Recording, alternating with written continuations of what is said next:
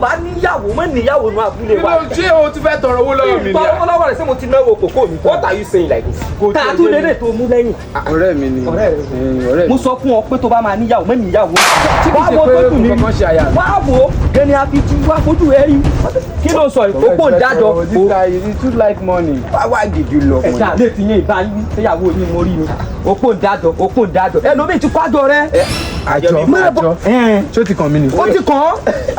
Where are you doing contribution? Wá wá àjọ rẹ sí mo sọ. Àyà tún fọ́ ni. Kí ló rí jáde? Má dẹ̀. Èyí fọ́ ni. Èmi fọ́. Hello, see.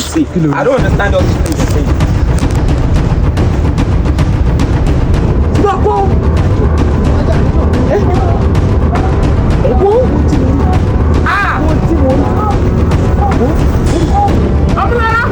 What the fuck?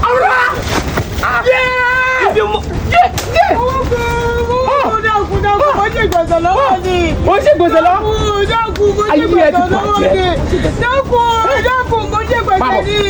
Mo ṣe gbèsè lọ́wọ́ ni. Mo ṣe gbèsè ní. Dákun. Mo ṣe gbèsè lọ́wọ́ ni. Mo ṣe gbèsè ní.